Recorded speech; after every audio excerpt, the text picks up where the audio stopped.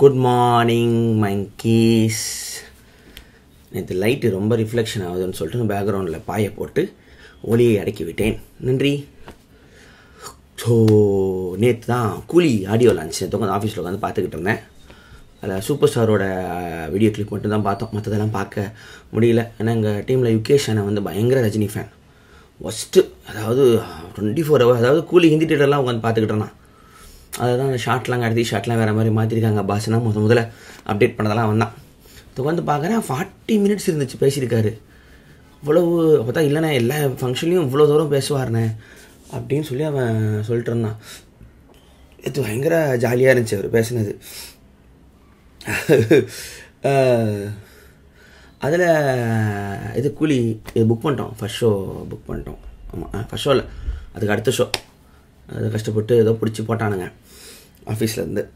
போகிறோம், அதில் ஏதோ நிறைய மீம்லாம் வந்துச்சு. இது மாதிரி இவரை வந்து சொட்டான்னு சொல்லிட்டாரு, இவரை வந்து இப்படி சொல்லிட்டாரு, கிளாமர் கேர்ள்ன்ட்டாருன்னு சொல்லி அந்த ஸ்பீச்லாம் பார்த்துட்டு நானும் யுகேஷும் வண்டியில் போகும்போது பேசிக்கிட்டு இருந்தோம். அப்போ தான் நான் சொல்லிக்கிட்டு இருந்தேன், டேய் இது வந்து என்ன மாதிரினா முதல்ல தன்னைத்தானே செல்ஃப் ட்ரோல் பண்ணிக்கிறதுல வந்து சூப்பர் ஸ்டார் வந்து என்றைக்குமே அது நிறைய அது யாருக்கும் வராது, செய்ய வர நிறைய பார்த்துருப்பீங்கன்னு. ஹிந்தி கிளிப்பில் கூட இந்த ஐஸ்வர்யா ராய் வந்து எனக்கு ஹீரோயினா யார் எங்கள் அப்பா ரோலான்னு கேட்டாங்களா, அவங்களாம் இந்த ஆளுக்கு என்ன ஆச்சுன்னு அவரை தானே ஜோக் பண்ணிக்கிற மாதிரி இவர் கூட தான் நீ நடிக்க போறியா அப்படின்லாம் சொல்லிட்டா மாதிரிலாம் தன்னைத்தானே கிண்டல் பண்ணிப்பார். நான் ஒரு ஆள், நான்லாம் இந்த மாதிரி தான் போனதில் கூட நான் ஒரே மாதிரி நடக்கிறேன், அது போதும்ல அப்படின்னு சொல்லிட்டுன்னு அந்த ஒரு ட்ரோல் இருக்கும். நான் அப்படி ஒன்றும் பெருசாக இல்லை, ஆனால் என்னை இவ்வளோ தூரம் நீங்கள் பார்த்துக்கிட்டீங்கன்னு தன்னைத்தானே ஒரு இது கிண்டல் பண்ணிக்கிற ஒரு இது ஒன்று இருக்கும், ஸ்டைல் ஒன்று இருக்கும். அவ்வளோ ஒரு இடத்துக்கு போனாலும் அந்த ஒரு இது ஒன்று இருக்கும். அதுக்கப்புறம் ஸோ இது என்ன பண்ணுவாங்க நரேட்டிவில் வந்து இப்போது வந்து மற்றவங்கள நல்லா பண்ணியிருக்க அப்படின்னு பாராட்டுறதே பெருசு. அதுவும் பெரிய ஹீரோலாம் வந்து நான் என்னை கூப்பிட்டதுக்கு ரொம்ப நன்றின்னு சொல்லிட்டு ஒரு பேச்சுக்காவது போயிடுவாங்க. ஆனால் இவர் வந்து இப்போது ஷோபின் ஷாஹிரை வந்து இது மாதிரி இவரா அப்படிங்கிற ஒரு ஸ்டோரி ஒன்று இதுக்கு சொல்லும் போதுனா எண்டிங்கில் வந்து நான் ஒரு கிளிப்பை பார்த்து லேப்டாப் பார்த்து ஆச்சரியப்பட்டேன். அடரா என்ன ஒரு ஆக்டிங்னு. அவர் அந்த இடத்துல தான் ஸ்டோரியை இது முடிக்க போகிறாரு. அது அப்படி பெரிய விஷயம் ஆகணும்னா இந்த இடத்துல நான் அவங்களை கம்மியாக பார்த்தேன் அப்படிங்கிறதே அவங்களே கதையில் சொல்லுவாங்க. நான் ரொம்ப இது முட்டு கொடுக்குற மாதிரி தோணும். நான் என்ன கேட்குறேன்னா, உண்மையிலே அப்படி சொன்னவங்க ஸ்டேஜில் சொல்ல மாட்டாங்க. லாஜிக்காக யோசிச்சு பாருங்கள். கூட இருக்கிற கோஸ்டாரை வந்து இப்படி தான் நான் கேட்டேன் லோகேஷ் கிட்ட அப்படின்னு உண்மையிலே மனசுக்குள்ளே சொன்னவங்க அது வெளியில் சொல்ல போகிறது இல்லை, அவங்களுக்குள்ளே இருக்கும். இது எதுக்குன்னா, அவரை நான் இப்படி நான் பார்த்தேன், கடைசியில் பார்த்தா வேறு மாதிரி பண்ணிட்டாரு, இவங்களை இப்படி பார்த்தேன், கடைசியில் பார்த்தா ஸ்ருதி வேறு மாதிரி பண்ணிட்டாங்க அப்படிங்கிற ஒரு பேசும்போது ஒரு ஃப்ளோ ஒன்று இருக்கும். எனக்கு அப்படி தான் பார்த்த மாதிரி இருந்துச்சு. ஏன்னா இவர் அந்த கமல் பற்றி சொல்லும் போது கூட அது ஏதோ ஃபேக்காக சொன்ன மாதிரி இல்லை, உண்மையிலேயே அவ்வளோ ரெஸ்பெக்ட் வந்து அவருக்கு இருக்குது. இன்னொன்று பழசம் வந்து மறந்தே தொலைய மாட்டார், நல்லா இருக்கும் பார்க்க. என்ன சொல்கிறது, இது மாதிரி அவர் ஃப்ரெண்டை விட்டு கொடுக்க மாட்டார், அண்ணனை விட்டு கொடுக்க மாட்டார், எங்கே இருந்தார். இப்போது நான் வந்து இவ்வளோ கஷ்டப்பட்டேன், ஏன்னா அந்த கதை சொன்னார், இந்த கூலி கதை வந்து சொன்னார். சில பேர் வந்து எப்படின்னா நான் அந்த இடத்துல இருந்தேன் தெரியுமா அப்படின்னு இந்த ஃப்ளெக்ஸ் பண்ணிக்க ஆசைப்படுறவங்க அது ஒரு 2 நிமிஷம் தான் பேசுவாங்க, சொல்லிட்டு அப்படியே கேஷுவலாக இது கடந்து போவாங்க. இன்னொன்று இவர் ஃப்ளெக்ஸ் பண்ணிக்கணும்னு தேவையும் இல்லை, ஏன்னா அந்த இடத்துக்கு வந்தாச்சு. இனிமேல் எங்கேருந்து கஷ்டப்பட்டு வந்தா என்ன, நமக்கு இந்த பஸ் கண்டக்டர் மட்டும் தான் தெரியும். நேற்று இந்த கூலி கதை சொல்லணும் எப்படி இருந்துச்சுன்னா, ஒவ்வொரு ஸ்டெப்பாக சொல்கிறாரு. அவருக்கு என்னென்னா இதை வந்து நம்ம சொல்லணும், இவ்வளோ தூரம் வந்திருக்கிறோம்னு அதை வந்து சொல்லணுங்கிற ஒரு இது பாரம் இருந்துச்சு. அண்ணான்னு தெரில. ஏன்னா நடுவில் பார்த்தீங்கன்னா நான் இங்கேருந்து போனேன், அங்கேருந்து அந்த பாட்டிமா பேரை ஞாபகம் வச்சுருக்காங்க, யார் அவங்களுக்கு ஹெல்ப் பண்ணாங்க, அவங்க தள்ளினாங்க, எந்த ரோட்டில் போனேன், வண்டி கீழே விழுந்துச்சு, அந்த பாத்திரம் கீழே விழுந்துச்சு, மறுபடியும் எடுத்து வச்சோம், பக்கத்து சந்தில் உட்காந்தேன், மூச்சு வாங்கினேன், அவங்க அப்பாவை பற்றி அவர் எவ்வளோ ஒரு வயசு, இதெல்லாம் வந்து தேவையே கிடையாது. ஏன்னா நான் வந்து நாளைக்கு வரேன், என்னை வந்து பாருங்கள் ஹாய் ஊனா கிளாப் வந்துட போகுது. அந்த அவரோட ஓல்டு நெரட்டிவ் வந்து அவ்வளோ பெருசாக வரும்போதெல்லாம் இதை உண்மையிலே ஷேர் செய்ய ஆசைப்படுறாரு அப்படின்னு எனக்கு தோணுச்சு. ஏன்னா அந்த ஏஜுக்கு வந்துட்டாங்க, எல்லாத்தையும் பார்த்து அந்த அந்த அந்த மேன் அதோட இந்த ஏஜுக்கு வரும்போது ஏதோ ஷேர் செய்யணும்னு ஆசைப்பட்ட மாதிரி இருந்துச்சு. இப்போ கொஞ்ச நாள் அப்படி தான் இருக்குது. ஏன்னா கொஞ்சம் முடியாமல் போனதுக்கப்புறம் இந்த பாலிடிக்ஸ் வேணான்னு சொன்னதுக்கப்புறம் ரொம்ப இன்டிமேட்டாக ஷேர் பண்ணுறாரோ லைஃப் ஈவெண்ட்ஸை. ஏன்னா ஒரு முறை வந்து சாப்பாடை பற்றி சொல்லியிருந்தார். மாதிரி எங்கள் வீட்டில் வந்து ரொம்ப நாளாக ஒரு நல்ல இவங்களை சமைக்கிறவங்கள பார்த்தோம், திடீர்னு பார்த்தா பயங்கரமாக பிபி எல்லாம் ஏறி போய் கிடந்துச்சு. அப்போ ஃப்ரெண்டு வந்துட்டு சாப்பிட்டு பார்த்து, என்னடா இவ்வளோ இருக்குது இது உப்பு அப்படின்னு சொல்லிட்டு அதுக்கப்புறம் சொல்லி நாங்கள் எல்லாத்தையும் இது கம்மி பண்ண சொன்னோம். ஸோ நீங்கள் சால்ட்டெல்லாம் பார்த்து சேருங்க, உங்களுக்கே தெரியாது அப்படின்னு ஒரு ஈவெண்ட்டில் ஒன்று சொல்லியிருப்பார். இதெல்லாம் ஒரு one of the biggest actor இந்த ஒரு நேஷன் வந்து சொல்லணும்னு தேவையில்லை. இதை வேறு யாராவது இன்னமும் ஷேர் பண்ணியிருக்காங்களான்னு பாருங்கள். இல்லை, நீங்கள் நார்த்லேருந்து சவுத் வரைக்கும் எடுங்க, அவங்க படம் இந்த படம் எப்படி ஃபேன்ஸோட ரைட்டு தவிர இது வந்து நம்ம இப்போ ரொம்ப நாள் இப்போ பாட்காஸ்டெல்லாம் சில பேர் இது ஓப்பன் அப் ஆவாங்களே, அது ஒரு 1 hour அவங்களோட பேசினதுக்கப்புறம் அடுத்த 1 hour கழித்து இந்த ஒரு இன்டிமேட் மூமெண்ட்லாம் வரும். நேற்று ரொம்ப ரொம்ப நல்லா பேசுகிற மாதிரி இருந்துச்சு எனக்கு. அந்த வேல்பாரி ஃபங்க்ஷன்லேயும் அப்படி தான் ட்ரோல் பண்ணியிருந்தார். ஏன்னா முந்தி ரொம்ப சேஃபாக பேசுவார் பிஃபோர் பாலிடிக்ஸ், கவனமாக. இப்போ அதை யோசிக்கிறது இல்லை.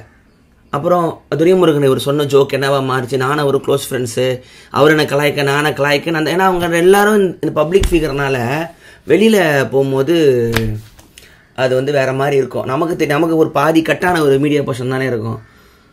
ஸோ அதான் பார்த்துக்கிட்டு இருந்தேன். எனக்கு வந்து இவர் உபேந்திரா வந்து திருப்பி எனக்கு பார்க்கணும்னு ரொம்ப ஆசை. ஏன்னா சர்வமில் வந்திருப்பார். அப்போது நான் கன்னடா படம் அதிகமாக ஃபாலோ பண்ணதில்லை, எனக்கு அது யாருனே தெரில. காலேஜ் டைமில் தான் பார்த்தேன் அந்த படம். ஆனால் பார்க்கும்போது யாரும் பயங்கரமாக நடிக்கிறாங்க, எங்கேருந்து பிடிச்சாங்க. நான் எப்போயுமே தெலுங்கு படம் ஃப்ளோவிலே இருப்பேன். இந்த இலக்கிய குறுங்கங்களை யார் தமிழர்னு வீடியோ போட்டுட்டு அதை பார்த்துக்கிட்டு இருக்கேன். என்னை போய் தெலுங்கு ஆந்திராக்கே போயிடு அப்படின்றாங்க. நான் தெலுங்கு படம் கூட பார்த்ததில்லடா. திருச்சியிலே பிறந்து வந்த ஒரு தமிழ் பேசுகிற தமிழ் பையன். நீங்கள்லாம் கோவப்படுங்க, வேணாங்களே, தப்பாவா கோவப்படுவீங்க? டக்குன்னு டிவேட் ஆயிடுச்சு. அது போயிட்டு உபேந்திரா அப்புறம் தான் பார்த்தா அவர் அவ்வளோ படம் பண்ணியிருக்கார்.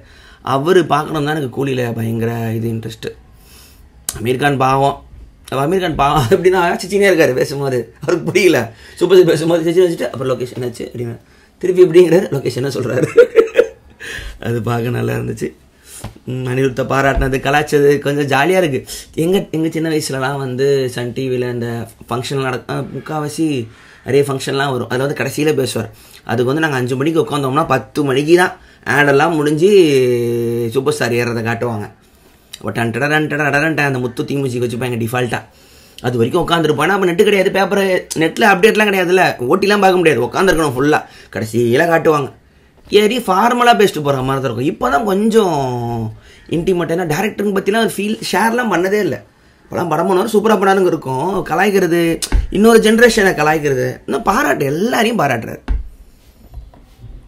கவனமாக. ஆனால் எடுத்துன்னு டிஓபி பேரை சொல்கிறாரு பாருங்க, டிஓபி ஆர்ட் டைரக்டர் பேரெல்லாம் சொல்கிறாரு பாருங்க. தேவையே இல்லை. அவர் பட்ஜெட்டுக்கு அவரோட இதுக்கு லொக்கேஷன் மட்டும் பாராட்டிட்டு கோஸ்டாஸை பாராட்டிட்டு போயிடலாம்.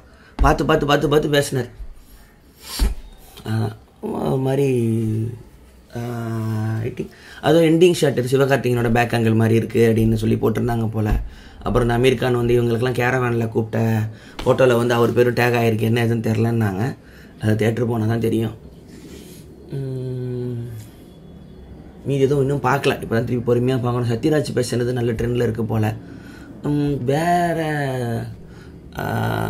அவ்வளோதான். இப்போ அடுத்து இந்த வாரம் போல் உபேந்திராவோட ஏதாவது ஒரு படம் ஒன்று ஃபுல்லாக பார்த்துடணும் அப்படின்னு சொல்லிட்டு யோசிச்சுக்கிட்டு இருக்கேன்.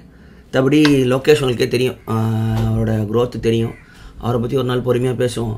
அழகாக டெம்பிள்மெண்ட்டில் ஒரு இன்டர்வியூ மாநகரம் டைமில் வந்திருப்பார். ஷாரா எல்லாம் அதான். ஸோ எல்லாம் கூலி பார்த்துட்டு எல்லாம் பேசலாம். பெரிய படம் வருதுன்னா ஒரு செலிப்ரேஷன்லாம் நம்ம ஊரில் தான் ஃபெஸ்டிவல் மாறலாம். மற்ற ஊர்லலாம் படம் வருது இந்தியா. இவன் இது வார் 2 அங்கே கலவரம் போயிட்டுருக்கு போலையா. ஜூனியர் என்டிஆர் ரித்திக் ரோஷன் ஸ்டேஜில் உட்காந்துட்டு கார்டெல்லாம் தூக்கிட்டு அது ஏதோ கூலிக்கும் அவங்களுக்கு ஏதோ வார் ஒன்று போகுது, யார் பெருசுங்கிற மாதிரி. நேற்று ஒரு ரீல் ஒன்று பார்த்தேன். அப்படியே கும்பலெல்லாம் ஹைதராபாத் ஸ்டேஷனில் மெட்ரோவில் கத்திக்கிட்டே இருக்காங்க. டப்புக்கு ஒரு பெரிய ட்ரெயின் வருது. ட்ரெயின் வந்தால் அதில் வந்து கூலியோட ஃபுல் போஸ்டர் ஓட்டிருக்காங்க. அந்த பேன் இண்டியாவாக மாற்றணும் அப்படிங்கிறத வந்து ஸ்டார்டிங்லேயே சொல்லியிருக்காரு பாருங்க. இந்த படம் வந்து பேன் இண்டியாவாக மாறணும் லொக்கேஷனுங்கிற மாதிரி அந்த ஒரு விஷயத்தை இப்போல்லாம் கவனிக்கிறாங்க நேஷ்னல் லெவலில். இப்போ இந்த பேன் இண்டியா மாதிரி ராக்கி பாய் கொண்டு வந்தாப்புல. அப்புறம் பாகுபலி கூட இல்லை, ராக்கி தான் எனக்கு தெரில. 2 படமும் ராஜமௌலி அண்டு இவர் ராக்கி 2 பண்ணதுக்கப்புறம் இப்போ எல்லாருக்கும் வந்து இப்போ ரித்திக் ரோஷன் சொல்லி என்டிஆர் அவர் இங்கே வர, நம்ம அங்கே ப்ரொமோஷனுக்கு போகிறோம் அப்படிங்கிற அந்த நார்த் சவுத் கனெக்ட் வந்து பெரிய சினிமாவில் வந்து இதாகுது. ஏன்னா இந்தியா ஃபுல்லாக ஒரே எமோஷன் தான். ஒன்றும் வேறு ஒரு ஸ்டேட்டில் வேறு மாதிரிலாம் படம் பார்க்க போகிறதில்ல. ஒரு ஹீரோ வந்து வில்லன் நடித்து எல்லா ஊர்லேயும் கைத்திட்டு தான் போகிறோம். அதை வந்து இப்போ ஒரு பெரிய ஒரு பிஸ்னஸாக மாறும்போது பார்க்க நல்லாயிருக்கு. இப்போ எதுன்னு பார்ப்போம், என்ன நடக்குதுன்னு பார்ப்போம். பட் படம் சூப்பராக தான் இருக்கும். என்ன எப்படி இருந்தாலும் படம் நல்லா தான் இருக்க போது, அவ்வளோ பேர் இருக்கிறதுனால. ஓகே, அமீர் கான் மட்டும் சீக்கிரட்டாக இருந்திருந்தால் செம்மையாக இருந்திருக்கும். பட் ஓகே, அவர் வந்தது பெருசு, வேறு ஒன்றும் இல்லை. இன்னும் பிளேலிஸ்ட் கேட்கல. நேற்று ஒரே ஒரு அந்த கர்நாடிக் ஃபியூஷன் ஒன்று கேட்டேன் கூலியில். யுகேஷ் காரில் போட்டுக்கிட்டு போனேன். இன்றைக்கி தான் ஃபுல் இதெல்லாம் கேட்கணும். ஸோ கூலி முடிச்சுட்டு பார்ப்போம். ஸோ அதான் இன்றைக்கி அதான் ஆஃபீஸ் வேலை. இது அர்சனல் டிஷர்ட் போன ஃப்ரெண்டு வாங்கி கொடுத்தது. ஸோ எங்கள் ஃபுட்பால் ப்ரீமியர் லீக்னு கொஞ்சம் நல்லா ஆரம்பிச்சிடும். அதை பற்றி திருப்பி அட்டினோட பேசணும். வெட்னஸ்டே சாம் வந்துடுவான். அவ்வளோதான். ஸோ ஓகே, நன்றி. இது ட்ரிபிள் வீலாக். நாளைக்கு பார்ப்போம். Good morning monkeys.